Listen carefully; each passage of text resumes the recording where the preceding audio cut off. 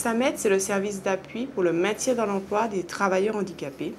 C'est un service qui a été créé en 2002 par la GFIP, la Cotorep à l'époque et la Direction du Travail, et qui a pour objet d'accompagner les employeurs et les salariés lorsqu'un salarié se retrouve confronté à une situation d'inaptitude prononcée par le médecin du travail ou lorsqu'il risque une inaptitude du fait de son état de santé. Nous proposons aux employeurs et aux salariés deux types de services. Il y a le service facilitation.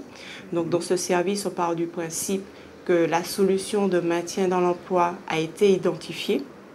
Et dans ce cas-là, il s'agit d'accompagner l'employeur et le salarié de façon à mettre en place la procédure. Nous avons également le service ingénierie. Et dans ce service, on part du principe que le salarié a été déclaré inapte à son poste de travail, mais que la solution de maintien dans l'emploi n'a pas été identifiée. Donc là, il s'agit de travailler de concert avec l'employeur, le salarié et le médecin du travail afin de pouvoir définir des pistes d'aménagement de poste, si c'est possible, ou de reclassement sur un autre poste qui serait plus compatible avec l'état de santé du salarié. J'ai intégré l'Odyssée en 2002 et je voyais un voile sur mes yeux. On me disait que j'avais les yeux rouges, donc je ne me suis pas inquiété de cette situation, donc j'ai continué à fonctionner. Donc 2007, suite à un appel en candidature en interne, puisque Odyssée fait la promotion en interne de ses agents, donc j'intègre un poste qui s'intitule technicien d'études et travaux. Donc ce poste-là, c'est tout ce qui est travaux d'études et techniques sur le territoire de la CASA, maintenant il y a un assainissement. Et c'est un poste qui avait beaucoup de contraintes et de mobilité. Le dossier de M. Zahir nous a été signalé par le médecin du travail qui avait prononcé une inaptitude à son poste et qui souhaitait une étude ergonomique sur le nouveau poste de travail de M. Zahir. Donc le médecin du travail m'a transmis une fiche de signalement et c'est à partir de là que j'ai pu prendre contact avec l'employeur et M. Zahir de façon à initier les démarches de maintien au poste. Cette maladie, je l'ai pressentie quand j'étais filtreur à la station de Café en 2002. 2009, bon, je fais comme d'habitude une visite chez mon ophtalmo qui ne décèle rien en janvier. Et en juillet, suite à un entretien que j'avais avec mon responsable hiérarchique, M. Yann Leduff, moi je lui dis, bon Yann, tu es déjà parti? Il me dit, mais fuck, mais je suis à côté de toi. Il me dit, ah bon? Et là, je me suis inquiété et je suis allé voir mon ophtalmo. Pour M. Zahir, donc effectivement, à partir du moment où il avait vu son spécialiste, donc il nous en a fait part, donc directement. À la suite, il fallait que ça soit validé par le médecin du travail. Donc nous avons pris un rendez-vous avec le médecin du travail qui a effectivement notifié son inaptitude sur le poste de technicien d'études et de travaux. Il décèle suite à un examen du fond d'œil une augmentation importante de la tension dans l'œil. Et à ce moment-là, il me dirige vers un spécialiste pour me faire un fond d'œil pour savoir d'où cela provient. Et à ce moment-là, il constate que j'ai un glaucome très avancé et je ne m'y attendais pas du tout. Mon pli continue en maille, puisque cette maladie-là entraîne la cécité à long terme. Et je prends conscience qu'il faut que je fasse le nécessaire auprès de mon employeur. Avant de rencontrer le SAMET, Mme Courcil, le médecin du travail a mandaté une ergonome. Il n'était plus question de le laisser sur son poste de technicien d'études et de travaux. Avec la validation du directeur général, à l'époque du directeur des services techniques, nous lui avons proposé un poste de technicien d'études. Nous avons eu une réunion avec Mme Patrice, qui représente l'employeur, au cours de laquelle l'ergonome nous a présenté son rapport et les propositions d'aménagement de poste qui ont été validées par l'employeur et le médecin du travail. Et par la suite, nous avons mobilisé l'aide financière de la GFIP de façon à pouvoir réaliser les aménagements. C'est vrai qu'Odyssée a réagi très très vite pour trouver une ou des solutions me permettant d'exercer mon métier convenablement.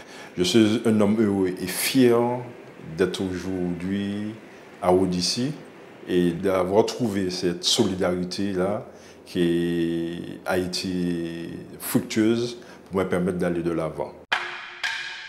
Comme un obstacle à contourner, le handicap qui souvent frappe sans avertir peut ainsi être bordé, guidé, accompagné et accepté.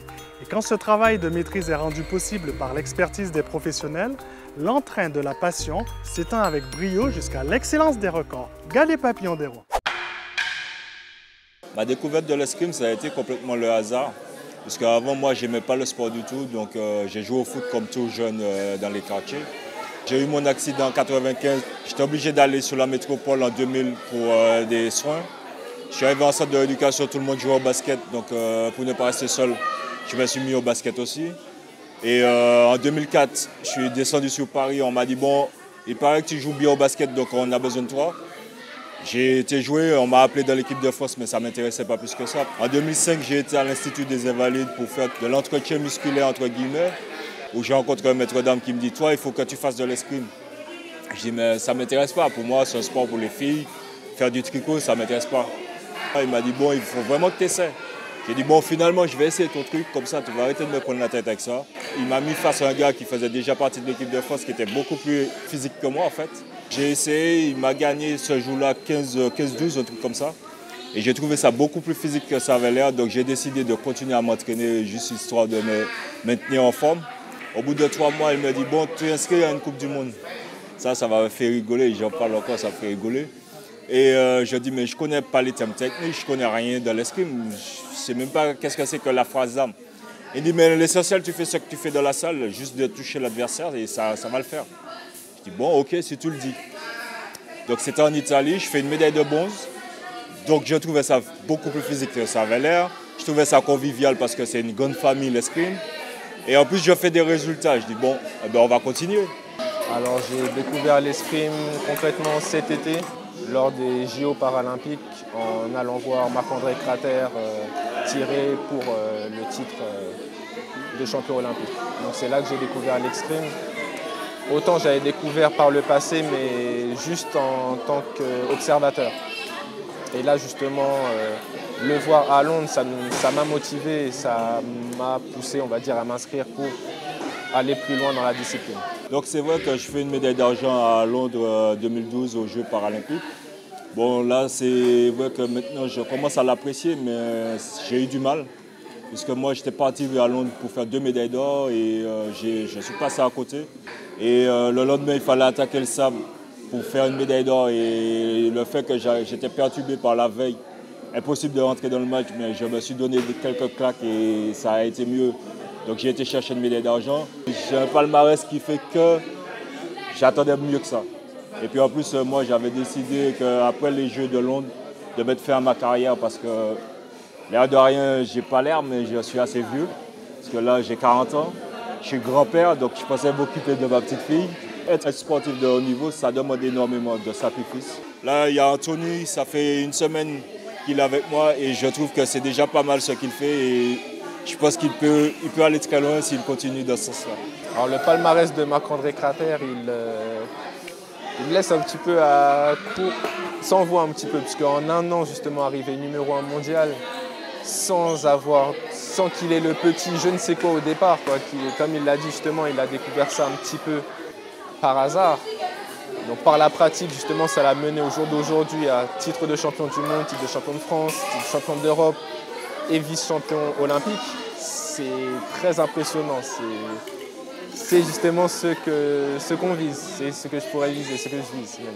Je suis escrimeur depuis 7 ans et je suis champion du monde depuis 2006 jusqu'à ce jour, champion d'Europe depuis 2007 jusqu'à ce jour, champion de France depuis 2005 jusqu'à ce jour et vice-champion olympique en 2012 à Londres. Au niveau de la Fédé, ils sont super satisfaits parce qu'ils me disent bon, on est déçus qu'on n'a pas la médaille d'or. Mais on est satisfait parce que tu vas aller jusqu'à Rio. Donc j'ai pas le choix, je vais jusqu'à Rio, voilà. L'urgence du mieux faire en appelle à une prise de conscience collective pour dessiner ensemble les contours d'une société plus ouverte, plus épanouissante et plus juste, où chacun trouverait sa place. Voilà aussi le sens apporté aux responsabilités qui nous incombent. Merci de votre fidélité, à bientôt et laissez papillon voler.